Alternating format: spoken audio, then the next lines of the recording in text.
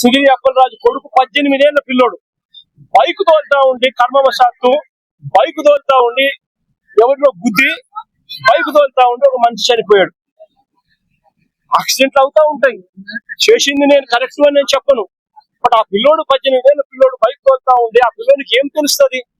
ఒక్కొక్కసారి జరుగుతాయి.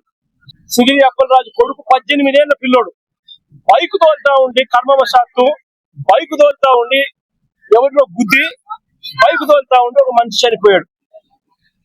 యాక్సిడెంట్లు అవుతా ఉంటాయి. చేసింది నేను కరెక్ట్ అని నేను చెప్పను. బట్ ఆ పిల్లోడు 18 ఏళ్ల పిల్లోడు బైక్ తోలుతా ఉండి ఆ పిల్లోనికి ఏం తెలుస్తుంది? ఒక్కొక్కసారి జరుగుతాయి.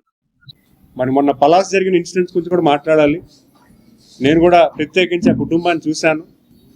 మరి అక్కడ కూడా నిజానికి చెప్పాలంటే గుద్దినట్టు అంటే యాక్సిడెంట్ చేసినటువంటి అబ్బాయి సిదిరి అప్పలరాజు గారి అబ్బాయి రెండో కొడుకు అంటే కనీసం యాక్సిడెంట్ చేసినప్పుడు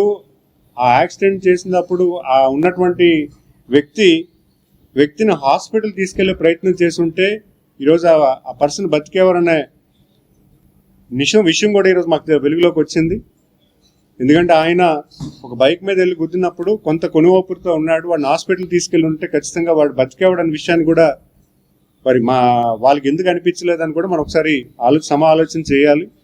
అవేవీ చేయకుండా కేవలం వాళ్ళ ఉన్నటువంటి స్నేహితుడో లేకపోతే ఆయనకు ఉన్నటువంటి పార్టీ ఫాలోవరో మరి ఎవరు సిద్ధార్థ్ అనే వ్యక్తి వచ్చి ఆయన్ని వెనక్కి పంపించి ఆయనే చేశానని ఒప్పుకొని స్టేషన్కి వెళ్ళి పోలీసులకి లొంగిపోయి ఆయనే ఫోన్ చేసి స్టేషన్కి వెళ్ళి లొంగిపోయి ఈ రకంగా కేసు తప్పుదావ పెట్టి మరి నిన్న ఆయన వచ్చిన తర్వాత 18 ఏళ్ళ కుర్రాడు తప్పు చేస్తాడు, దాన్ని మీరు సమర్థించడం అనేది ఖచ్చితంగా ఒక ప్రజాప్రతినిధిగా నేను ఆయన విజ్ఞతగా నేను వదిలేస్తున్నాను. ఎందుకంటే ప్రభుత్వంలో ఉండి ఒక గౌరవమైన పదవులు చేసినటువంటి వ్యక్తులు విధానాన్ని ఖచ్చితంగా తప్పుదవ పెట్టకూడదు.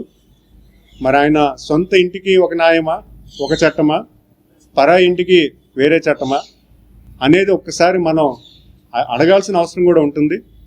మరి ఇవన్నీ కూడా ఆయన సమర్థిస్తూ ఈరోజు మాట్లాడడం ఖచ్చితంగా ప్రజలెవరూ కూడా ఆక్షేపించరని. ఈ వీడియో మీకు నచ్చినట్లయితే సబ్స్క్రైబ్ చేసి సపోర్ట్ చేయండి.